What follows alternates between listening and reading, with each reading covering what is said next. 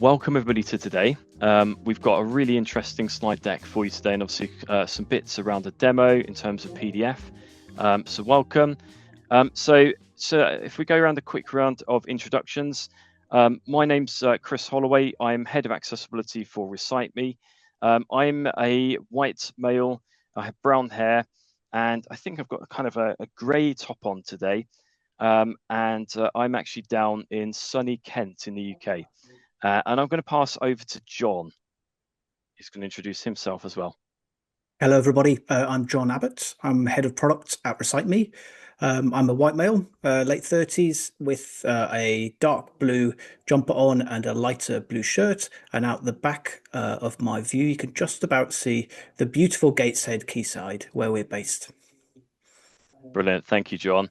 You're going to see a lot of John as we go through this. I'm looking forward to kind of some of the topics that John's going to cover as well. Before I get started through the session, I am going to put a shameless plug in for Recite Me. So Recite Me was founded by our CEO, Ross Lynette, who's actually dyslexic and wanted to make the internet a much easier place for people to use, which you'll see a lot of our products are aimed towards, PDF being one of them. So for us at the moment, we've got a lot of experience around digital accessibility and enablement. And what you'll find is the innovation that we bring through Recite Me is always people focused and puts people in the center of anything that we design and develop. So hopefully you'll see it as we go through. We have got obviously a demo of our PDF remediation tool as well. So you will see that as we go through.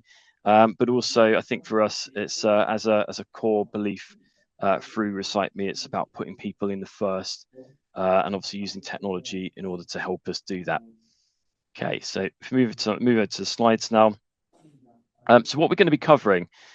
So we've all heard, obviously, there's a lot of discussion around PDF accessibility. There's a lot of people perhaps confused, worrying about it, and trying to work out what your next steps are. So we're going to look at why PDF matters.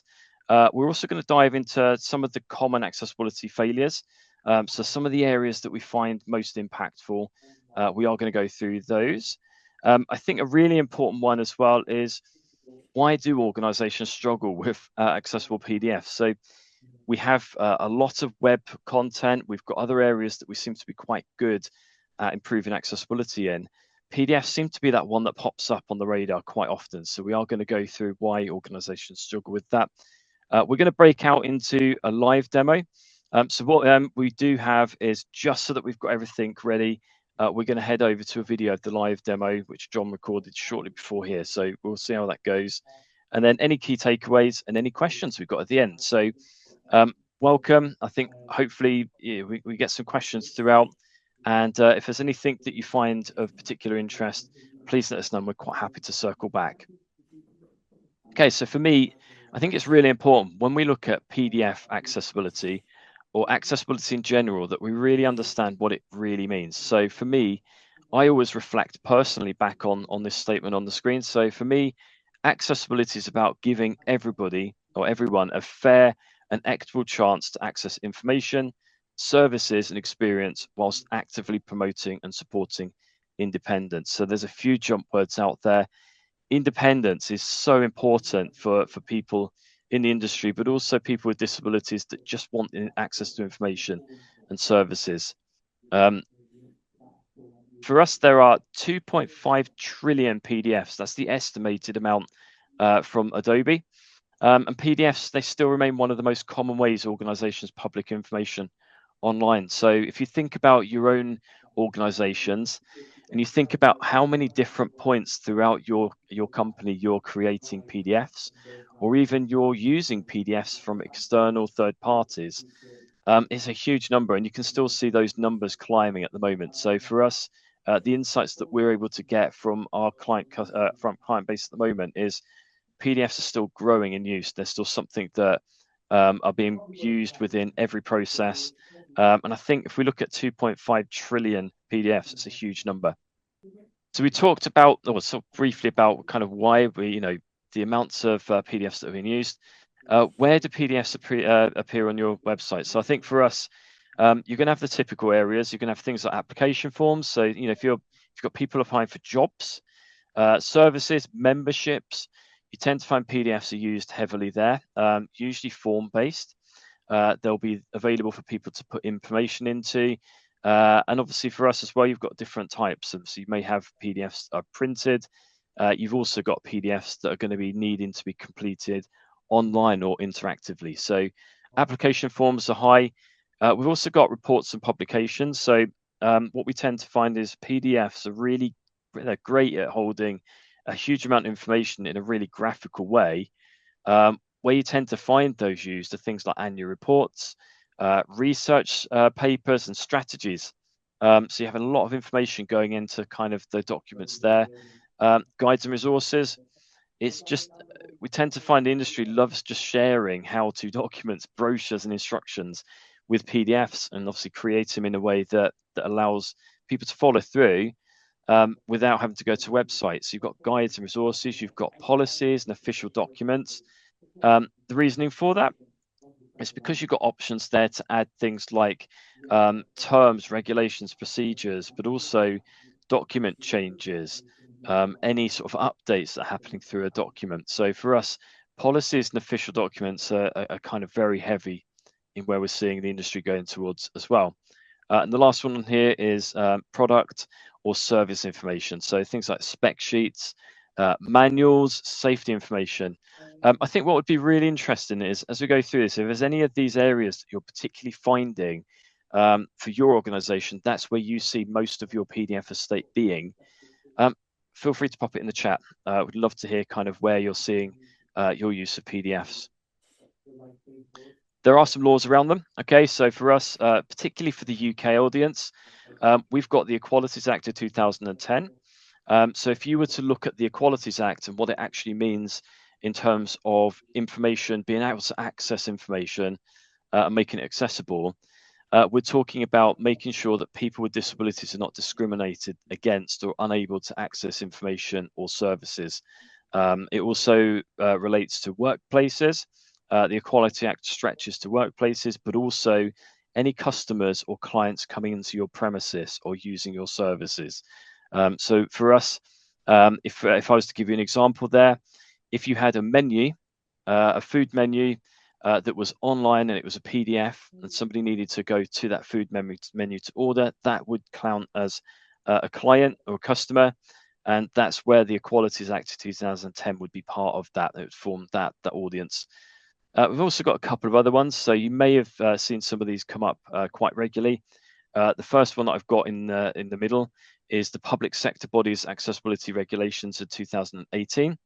So that's looking at any sort of public information or anything going out to the likes of education sectors, anywhere you've got government sectors or anywhere that you've got kind of councils and anything like that in terms of where you've got information stored. So you tend to find a lot of information stored from regulations, and that kind of goes through public sector bodies accessibility regulations. And the third one I've got on the screen here is the European Accessibility Act. So you probably would have noticed there's a huge influx of people talking about the European Accessibility Act, or the EAA. For us, that does form part of the compliance. So for example, if you are a UK organization and in its simplest form, you are selling services into a European state, you would need to make sure that that content is accessible, and that includes the PDF as well. So a good example there could be, for example, you are selling a physical product into an EU state and you're providing a PDF instruction manual or something that accommodates, a walkthrough or how-to about your product, and you're providing that in a PDF. That's where you're going to see kind of that sort of flavor of compliance happening. Okay, we've got a couple of areas. So for us, there are places you can go to kind of help you with your accessibility of PDFs. The tool that you're going to see us demo shortly relies heavily on WCAG 2.2 and obviously the rules and regulations around that. So if you've not been familiar with WCAG, it stands for Web Content Accessibility Guidelines. We are up to 2.2 at the moment, and for us, it defines accessibility requirements for digital products. So that's obviously things like your websites, but also PDFs. So there is a part on the WCAG where it talks specifically about PDF testing techniques, which is what we look at in our own products. Okay, so WCAG sets out success criteria, okay, and it kind of helps standardize at an international level what makes documents and what makes PDFs accessible. It doesn't cover everything, so remember you do have manual context, so you've got something that you may want to check manually. However, in most cases where things can be automated, that's where the WCAG comes in very handy. It kind of gives you a rule set that you can follow to go through, and it just helps you with some of that automation testing. So again, like I said, that goes into our product, which you'll see. Okay, you've also got some other supporting resources as well from the Worldwide Consortium, or WC3, you may have heard it called. Includes some things like how are you testing WCAG techniques. It will show you some of the practical ways to meet these requirements, but also I really like some of the examples that they give on there as well. So if you're looking for particular examples on what an accessible form looks like, or you're looking for examples on what an accessible image alternative text is, or something along them lines, it's really useful to go out to WC3 because they do have really good examples that you can kind of pull in and have a look at. Another thing that you'll spot at the bottom is PDF UA. Okay, so that's PDF Universal Accessibility, and that's an international standard, and that's effectively there to help make sure that PDF documents are universally accessible as well. So they are slightly different. There are some areas of UA that you won't find in WCAG. However, what you tend to find is most of the areas that differ is around user experience, so just making sure that they're accessible from a manual perspective. I know I'm throwing a huge amount at you, so I think for us it's, what are the impacts of an inaccessible PDF? Okay, so there's 3 impacts that we've highlighted. Okay, I think the first one, why would anybody want to do this? But you can exclude up to 25% of people with disability, or a quarter, or even a fifth of your audience if you've not got accessible content or PDFs that are built up to a good level. Think about that in terms of if you have PDFs going out there that are an application form, or something that's going out that helps people with applying for a job or a job role, or even just talking about your services, you're potentially excluding 25% of people with disabilities because your accessible content isn't working with their assistive technologies like a screen reader. We've also got compliance and legal risks. Okay, so we've talked briefly about them on the previous slide. However, think about this also as reputational damage as well.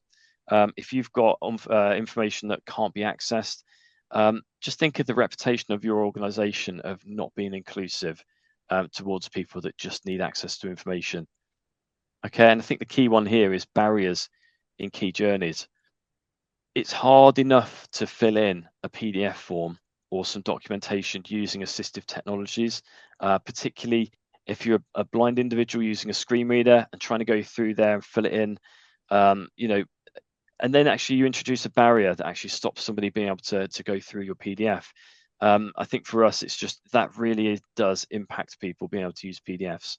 Okay, so I think for us, we're going to show you some of those anyway, but I think the main thing is kind of just looking at those areas and just understanding that if you do have PDFs, they aren't compliant and they're not up to legal standards, you are excluding people, and effectively the barriers that you introduce can really impact the individual, the person that's trying to access the information, but also your organization as well. I'm going to pass over to John. So John's going to talk about some of the common PDF accessibility failures, and over to you, John. Thank you very much. And yeah, again, nice to be with you all. I think talking about PDFs has become so topical in the last few months. It's all anybody talks about at Recite Me at the moment, and there's a lot of energy behind trying to surface how many PDFs have we got, where's our exposure, how many have we got hiding behind the sofa, and once we found them, what can we actually do about it? So we're going to run through some of the common accessibility failures, but I think the first thing to say is that almost nobody intends to make inaccessible PDFs. People make documents, you do them quickly, you export them, and you think they're fine. What we're going to run through are some of the reasons why they're inaccessible. So maybe if we touch on that first one, Chris. So the first one is the big one, and it's what we've put as missing or incorrect tags. So when you look at a PDF visually, you see the information flowing top to bottom. You know where all the headers are, and you can distinguish between what each piece of text is there to do. Particularly the graphic designers among you, the sort of the brand guardians, the people who love to make PDFs look awesome. There's a good chance that they look great. The challenge is that when people use assistive technology, things like screen readers, they can't interpret the documents in the same way. They don't have a reference point for where the text is on the page, for example. They can't know when something is supposed to be a table with information or when it's just a collection of boxes. So the way we get past it is to tag up the document in a way that a screen reader can understand. So when we refer to tagged PDFs, what we mean is that we've effectively taken each of the components in the document and we've said what it's there to do and when it should be read out. So when you think about, we do this a lot if anybody's worked on websites and WCAG, about having things like heading structures in the right place. And this is very similar. It just says that if you took away all of the formatting, could you still understand what that document is supposed to flow like, and can you get the information out in a structured way? So yeah, tagged PDFs provide the markup to help ensure compatibility with screen readers. And yeah, you could basically apply them to things like headings, tables, imagery, to make sure that when the screen reader reaches that point in the page, it is reading out the right thing. So next up, images without alt texts. So you will have come across this if you've done anything on websites. We've talked a lot about this, Chris and I, on previous webinars that we've done. Just because you can see the image doesn't mean a screen reader can understand it. So behind each image, you ought to have a text alternative. And the best way to do that is to add alt texts which describe the image. Worth saying as well, some people rush to stick alt texts out without really considering what they do. If you are actually going to go to the effort of putting an alt text against an image, make sure it is actually descriptive. If you took that image out of context, could you still understand what was supposed to be in there? So avoid the really short ones that don't really say anything. And yeah, I guess try and make those alt texts as descriptive as possible. Concise, but as it says here, not too boring. And if it's a decorative image, and by that we mean it's not core to the understanding of the document, the PDF specifications say that it must be marked up as what's called an artifact. And in WCAG terminology, we don't come across these terms like artifact. So it's worth bearing these things in mind, because when they get tagged up, there's some quite specific tags that need to be applied. So anything decorative, mark it up as an artifact, but we'll show you how to do that a bit later. Common WCAG watchers will know this one very well. Insufficient color contrast. This is where you take text that is in one color and it can't be distinguished against its background. So it renders the text pretty unreadable. You'll have seen this in WCAG on websites and in apps, and the same is true on PDFs. There's a basic expectation that if you put text in a document, it ought to be readable. And the WCAG guidelines will give you minimum contrast expectations, ratios. We say here 4.5 to 1, but you can always check. So I think we will share with you our color contrast checkers just to make sure.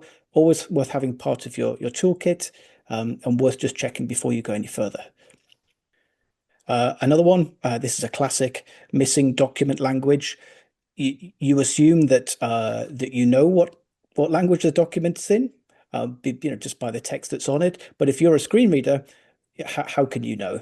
And so you have to make sure that these documents are actually tagged in a particular language, so that when somebody with a screen reader opens it up, it does read in the right language and potentially in the right accent as well, depending on the speech software that they have. And also you want to make sure that typefaces and fonts are supported as well. That's not guaranteed, so you need to actually take some steps to make sure that the fonts that you've applied are actually being transferred over to the document, and that they are they're sort of kept and tagged up as such. Similar, you wouldn't believe how many documents don't have a title. And the challenge is that the minute you try and open a PDF in a screen reader, it's the first thing that it goes for. I'll show you an example a bit later on of a document that doesn't have a title attached to it. It's very easy to do. Most people export things quite quickly and think that maybe it's in the file name somewhere. You really need to make sure and take steps to double check that once you've exported your PDF, when you open it up, that it definitely does have a title. And usually, if you open it up in some sort of browser, you can see it right at the top in the tab title. And here's a biggie. There are a lot of numbers that people put in PDFs, lots of reports, lots of data, lots of tables. Tables are a nightmare for anybody using a screen reader looking at PDFs. And it's only because the screen reader doesn't have a good way of understanding which bit of data is supposed to be in which column or which row. So the way to get past it is to tag up every one of your tables using the right markup so that it can effectively be read out. And that keeps all the columns and the rows in the right order and keeps like with like. Brilliant. Thanks, John. I think going back to the tables as well, I think it's kind of going back to how much information also gets put into tables these days. I mean, have you seen, I think some of the tables that we've seen as we've gone through our product have been absolutely vast, haven't they, with the amount of content they have in them. So I think having really good table markup makes a huge difference as well. That's brilliant.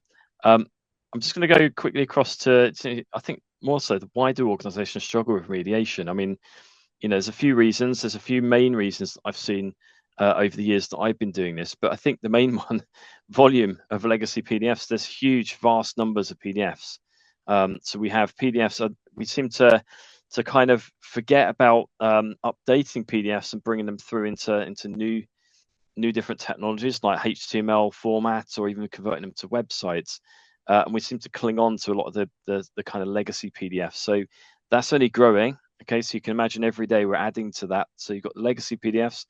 We've got ongoing publishing. So if your organization is still pushing out PDFs through your system, I don't know, it might be a booking confirmation, for example. It's part of your process.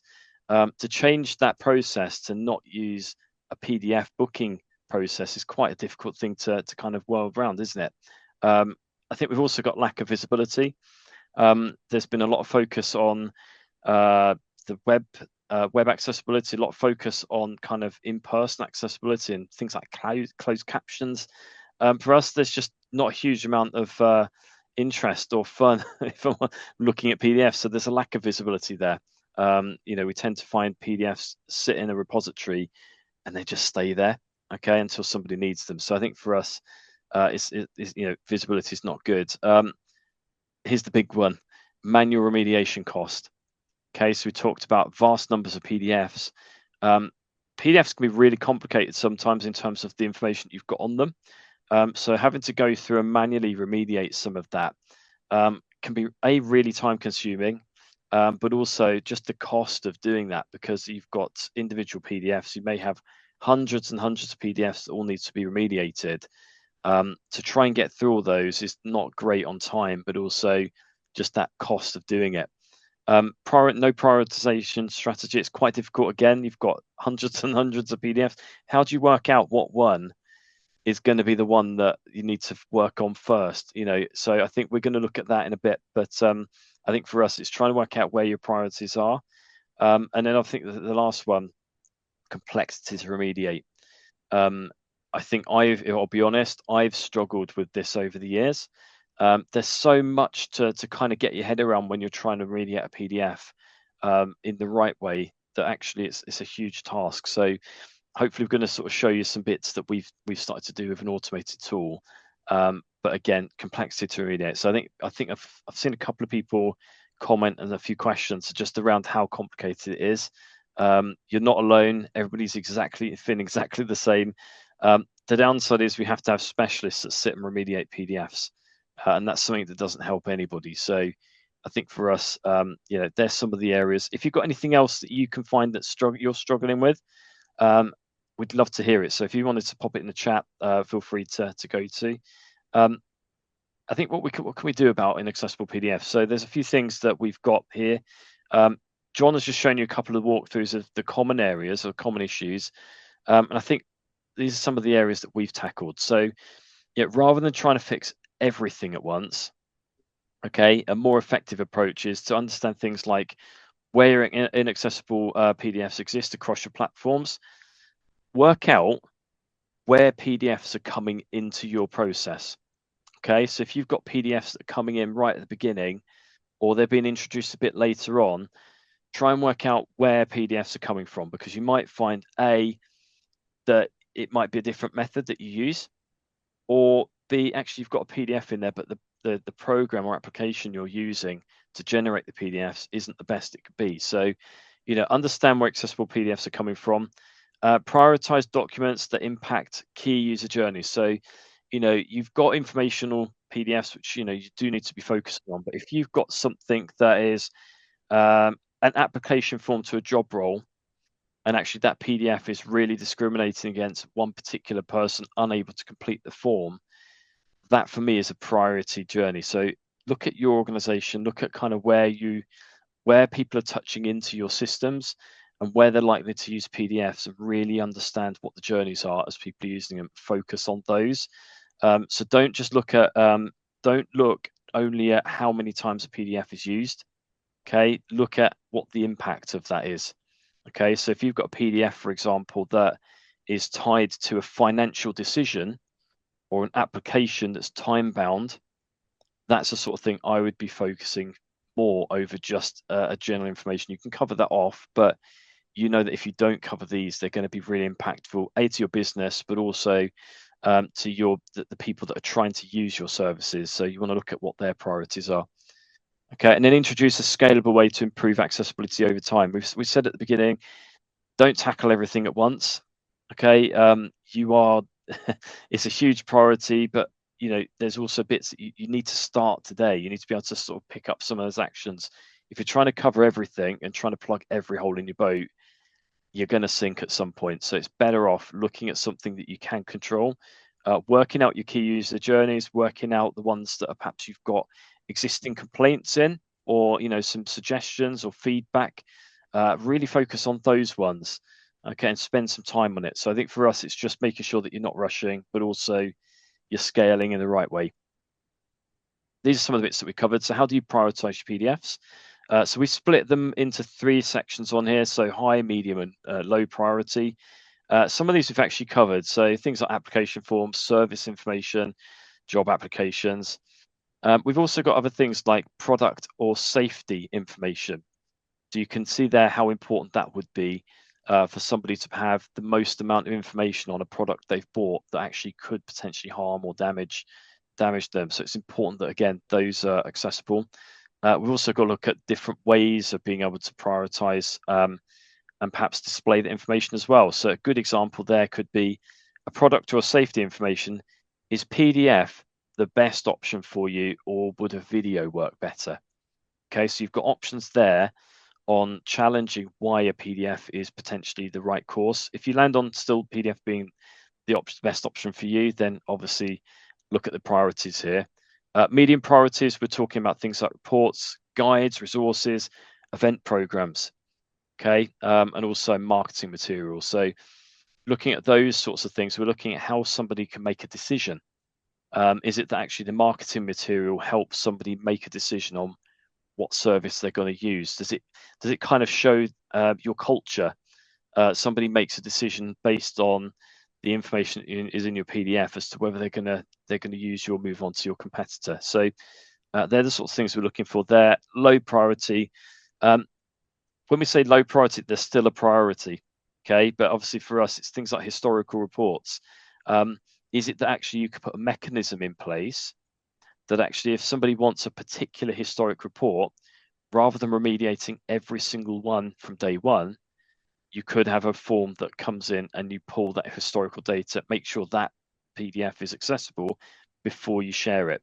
Okay, you've got other things like old campaign materials, and then just things like outdated documents, or documents that are no longer active or used. So you can see there, if you start to break them down into those pools, you can start to then prioritize what ones are going to be the most impactful.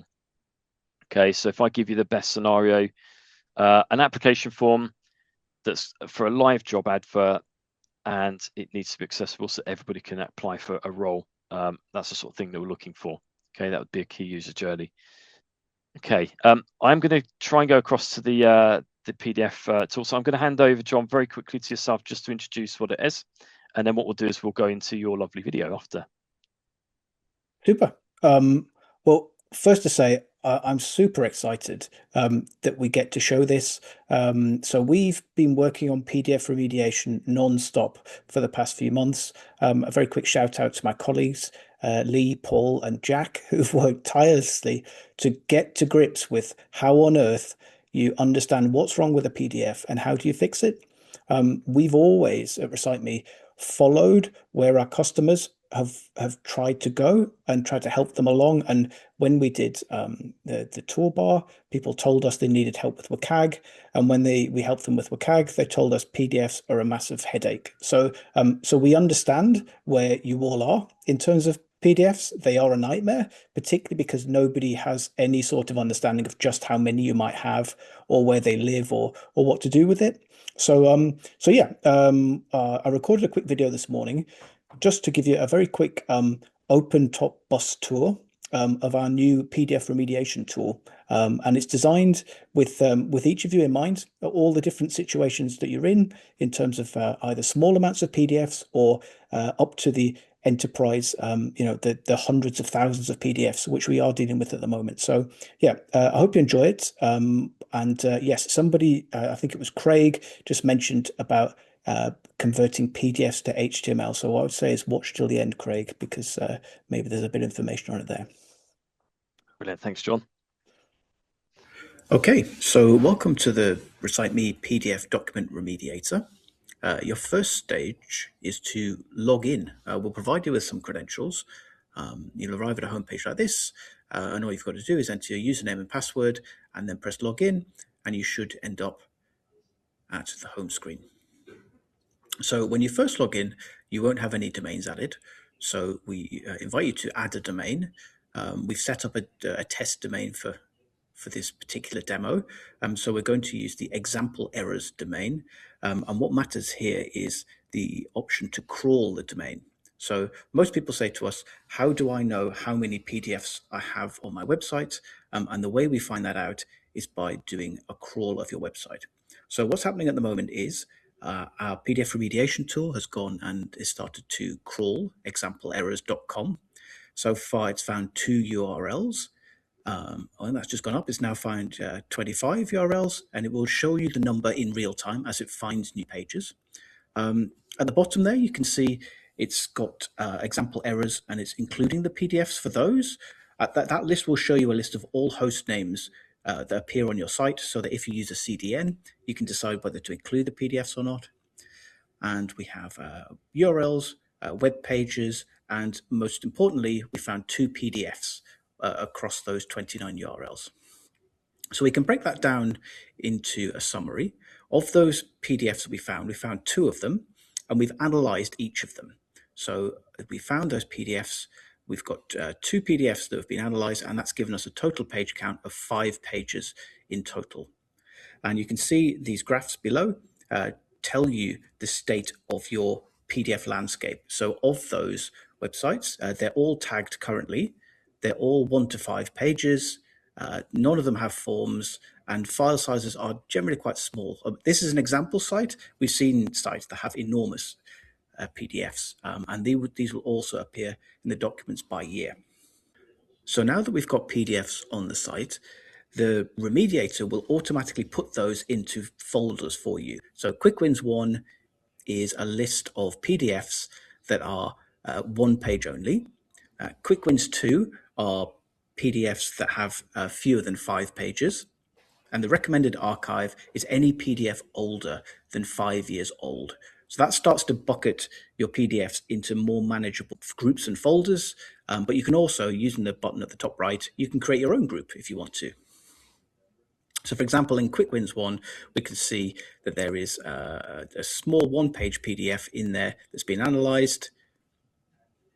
And if we go to Quick Wins 2, this should be documents of fewer than 5 pages, and it's found one of those called sample PDF. What you can also do is share this list. So if you have a particular group that you want to invite your colleagues to have a look at. We give you a shareable URL. You can send this to your colleagues and they'll be able to see all of the PDFs that are in that particular sample, which is good for teams that work in different locations and geographies or have different responsibilities. Let's take a look at one of the documents. So this is one of the sample documents it found.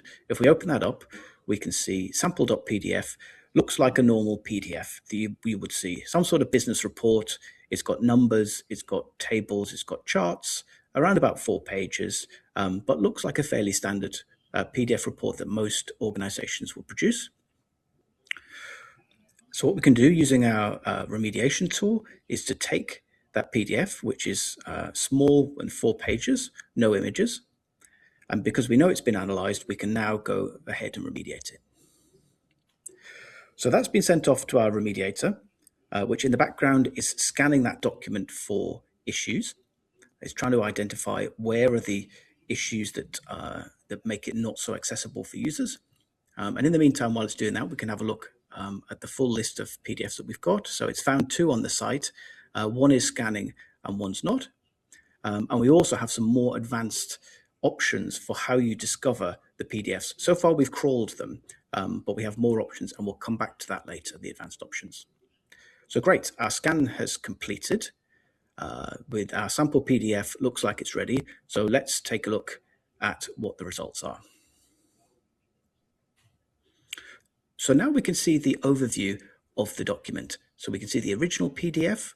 We've identified 11 issues with the PDF. So, for example, there were no bookmarks or outlines found.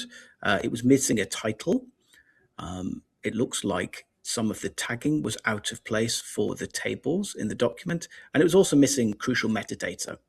So the remediators found that, and we've run some remediation on it, and using our suite of tests, we've used OCR to find the different elements of the document. We've added bookmarks in to each of the sections. We've also added a default language that was missing from the original document. It looks like we've also updated some of the headers, changed the tab order in the PDF document, and also it looks like we've added some additional metadata that was missing. Now, you wouldn't have known any of that information was missing from it looking at it visually, which is why the remediator runs those scans in the background. So the 11 issues detected have been fixed by 29 amendments, and we can look at that new document. And the first thing you'll notice is it looks exactly the same.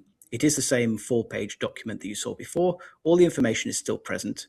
But what you might start to notice is at the top left, we now have a document outline icon. So we have a table of contents that will show you all the different landmarks in the document, which we've added programmatically. So you can click around and it gives you a much more complete picture of the document. We've also added a title as well, Business Review. But if we go back to the original document, you see that that contents is not there.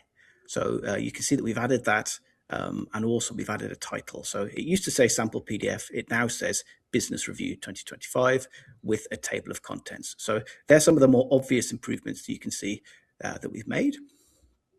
We also offer a remediation report if you're looking for an audit trail to understand what happened with each document. So you'll be able to get effectively a receipt that tells you what we did with the document and when, in case you want to understand what the changes were that were made to the document. We also have a number of experimental features, which we'll take a quick run through.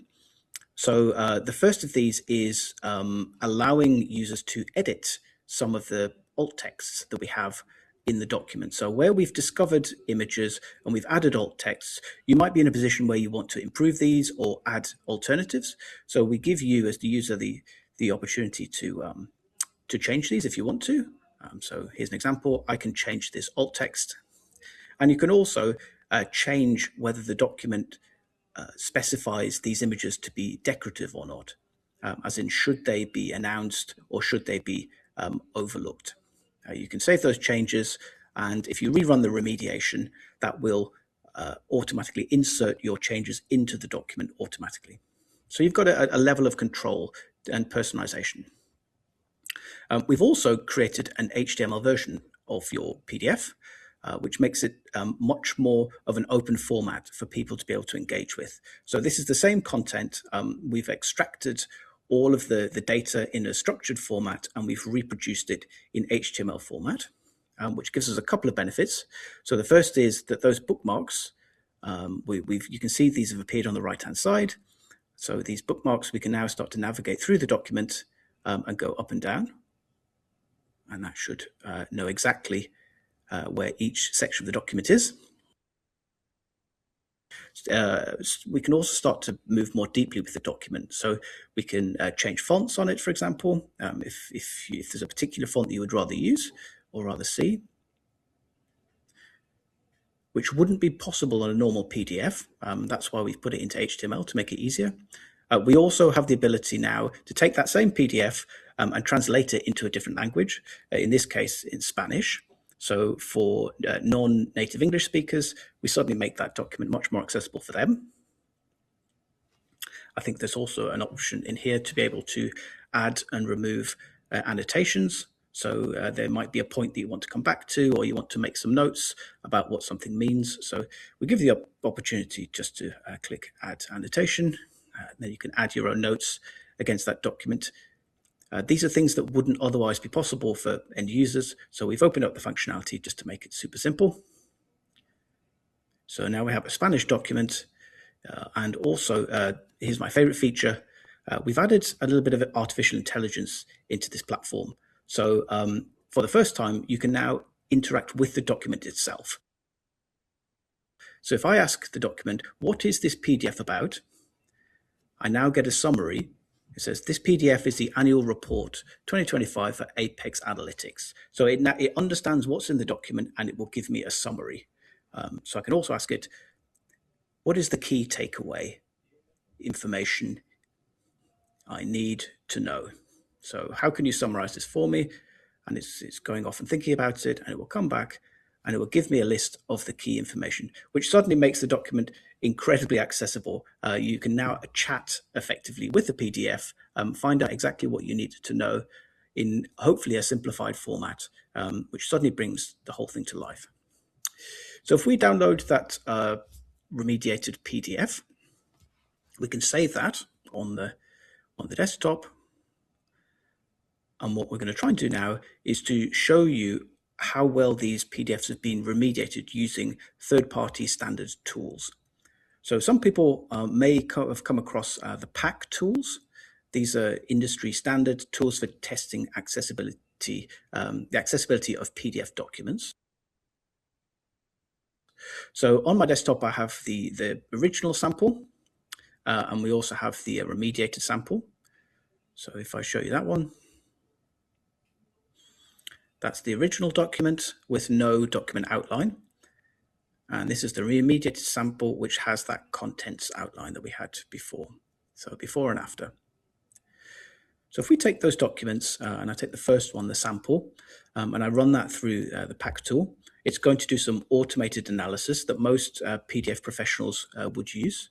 And you can see there that the title at the bottom is, this PDF file is not PDF UA compliant, which means it wouldn't meet the basic standard of PDF accessibility. And you can see some of the issues that the document had, even though we wouldn't have known that visually.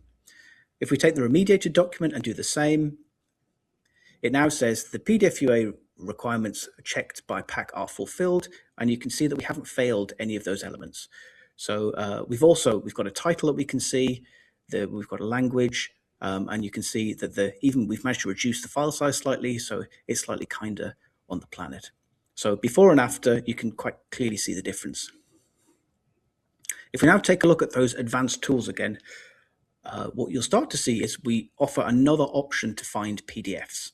So as well as crawling your site, we can give you some JavaScript if you like. You can put that on your website, and then we give you the opportunity to discover those PDFs. So you don't have to do anything. The JavaScript will sit on your website and we'll auto-discover the PDFs. The key being that if we find PDFs that you didn't know about, we'll also give the option to remediate them on demand. So what that means is, even if your website you had a PDF that you hadn't discovered yet and you hadn't managed to remediate it, we can effectively intercept that that PDF for your user and remediate it on demand. So that's a whistle-stop tour of the PDF document remediator. We have discovered your landscape of PDFs by crawling. We've run a PDF through the remediator. We've found some issues. We've remediated the issues. And we've been able to use some of the experimental features in terms of editing the alt texts and even chatting with the document. So I hope that's a helpful example of how to take a PDF that maybe wasn't looking so good in the beginning and ending up with a PDF that's much more usable for end users. Brilliant. Thanks, John. You managed to do all of that without moving your mouth as well. I was watching. This is brilliant. So I think for us, there's plenty to take away from that. I think probably the main thing is starting small and looking at your estate, like we've said. Before we do round up, I'm going to pass over to John very quickly, just on any kind of lasting thoughts that you have, and I've got a couple as well. So if I pass over to yourself, and then we'll come back. Yeah, so we've worked with a lot of clients, customers, friends, partners to understand what are the big problems that people are facing, and really it's about the quantification of how many PDFs do I even have. So I've got, I guess, two top takeaways. The first is understand your landscape. You can use a tool a little bit like this just to understand how many you've got. And once you've got those, then start to group them, because breaking them down makes them much easier to tackle. Chris, you touched on ways of prioritization. If you can sort each of those PDFs into a bucket that's you can come back to, it just helps sort of compartmentalize some of those issues, as well as the archive part. That there are some parts of the legislation that allow you to I guess adopt an approach of undue burden.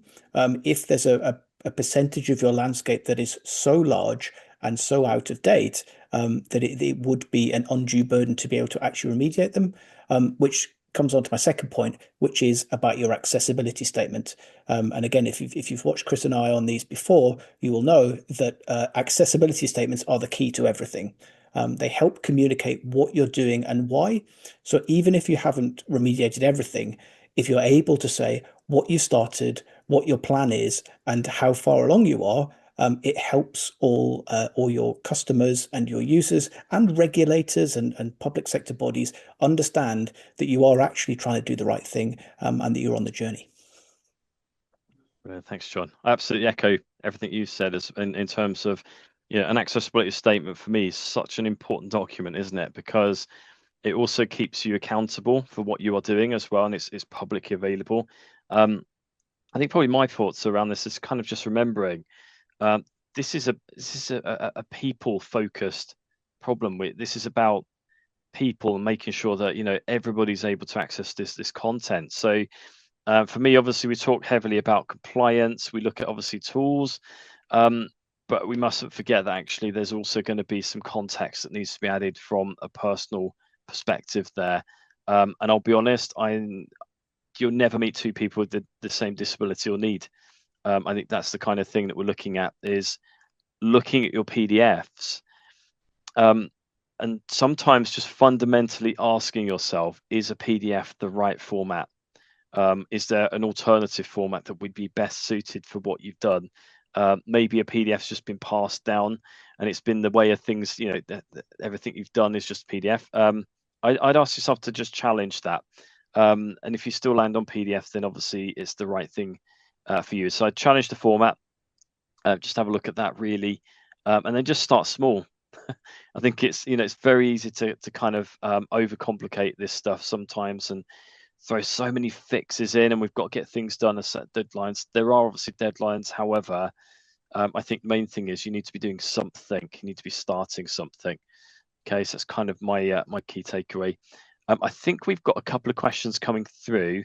A couple of them I've hopefully answered as we've been working through, but I have seen a couple of others come in as well. So just thank you for everybody for joining today. Hopefully you found the information you've been provided useful, but also the demo as well. I know it was kind of extra, and it's been nice to kind of see some of the comments and questions coming in.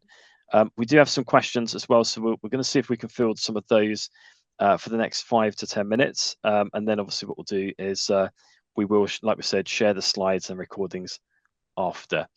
So if I look at the first question on here, it might be one that I can go to John first on. So I think it's, how easy is it to switch PDF to HTML? Okay, so hopefully we've shown you that it's quite straightforward. There are a couple of different ways you can do it. I think when we try and advise people on the right step, we try and help integrate it into people's workflow. So there's a difference between taking one PDF at a time and trying to output an HTML document that you then have to save and then re-upload, and think about things much more at scale. How could you do that across 10,000 documents, 100,000 documents? So yeah, we've deliberately built our tools to be flexible. Some organizations prefer PDFs, or they have it mandated that they must have PDFs, and they can't get rid of them. So we have the option of being able to output PDFs, which hopefully we've improved. But at the same time, other organizations are on a journey away from PDFs, and we know that is a general direction of travel. So yeah, I guess we're sort of ambidextrous in that sense, and you'll start to see that right across the Recite Me estate, where we start to add that more into the other toolings that we've got. So yeah, short-term answer is it can be straightforward. One thing we haven't touched on is about sampling. Always worth checking documents. Yes, you can do automation. We would encourage you to do automation at scale, because it really does make a big impact on areas that you probably wouldn't have been able to do on your own. Worth sampling every 100, every 1,000, just so you can actually check manually and say, do I even understand what the difference is? Do some training courses, understand about WCAG, understand about PDFs, and be that champion who can go into the senior management and say, look, we had a problem here, but we've managed to work through it through a variety of formats, HTML, PDF, and our forward journey is looking quite bright. Thanks, John. I might have to give you the next question as well, if that's okay, because it's a really interesting one. So I'll try and break it down a little bit. So the chat, obviously, you showed the chat feature there. So the chat with PDF AI feature, the question is, who is handling the data within the PDF? Is this being used to train the model, and can this be switched off for privacy settings and reasons? Great. Super question. We get it all the time. So worth saying that all Recite Me tools that use AI, we operate on an enterprise basis. So there's no training done of any of the information that's sent through. So we have enterprise agreements with all the major players that you will have heard of, the cutting edge models, but specific in those data processing contracts is that there is what we call 0-day retention. There is no retention at all of any data that we pass. So it's done on a processing sort of set and drop basis. So we send the data and we just get it pinged straight back. It's never stored, and it's never used to train the models. And that's not just the PDF remediation. That's anything you see in the checker and anything on the toolbar as well. Brilliant. Thanks, John. I think it's useful to know that, particularly in PDF cases where you find a huge amount of confidential information. So I think it's really useful. Yeah. I will field the next question, and I think we might have time for just one more after. What I will say is, any of the questions that you put through today, if we haven't responded to them or you haven't got an answer, we will be circulating the responses back as well. So don't worry if we haven't got to your question. I think next one's really interesting. It's something that I'm actually working with Jack and the team on with maps. Okay, so it's a big one. So the question is, how does it handle maps such as school campus maps? Okay, so we've put a variety of different maps through it. Now you've also got to remember that they're always going to be, particularly when you've got really complicated information in there, they might always going to have a human in a loop or somebody coming along and doing some manual checking and remediation. What it will do though is we are able to kind of identify maps, key features. I would always go back to kind of challenging. If you are putting maps into PDFs, I would ask a couple of questions. As somebody that audits, I'd be saying, well, what is the map trying to show me as the main point? And is it something that can be described easily? So, for example, are you trying to show somebody how to get from the front gate to your office or your front door? Is there some key steps in there? And I would always challenge anyway, even if you do have a map in a PDF, that you should also be providing those steps anyway. So when we're looking at alternative text, what I'd expect the alternative text to do is identify that it's a map, identify kind of what it's trying to show and the need for it, but then also identifying that that information is available somewhere else on the PDF or the documentation. So I think we've got to also look at, when we are remediating this technology or these PDFs, that actually, like we said earlier, is PDF the right format for you? But also, have you put the right structure into the PDF to start with, so that it's easier to remediate it? So for me, if you do have a map, what's it trying to show? Are there any steps in there? And then a description of what it's doing, and then some written steps somewhere in the document. So you're not solely relying on the alt text for it. If there's any other questions on that, feel free to drop them in there. But I think for us, it's about making sure that you still have some context set around PDF remediation. And that's kind of the angle that we're sort of taking with our product. But that's the angle I would always recommend as well, that you still need some form of context set. And that's perhaps somebody picking a sample set of PDFs that you've got, remediating them, and obviously going through. So for me, that's kind of the main topics. I know we've run out of time. That hour's gone super quick. I'd just like to thank everybody that has attended today, and your questions have been brilliant. And obviously, like I said, we will get some responses back to you if you haven't answered your questions, along with the slides and the recording for today. But other than that, thank you, and I wish you all have a wonderful afternoon. Thank you very much.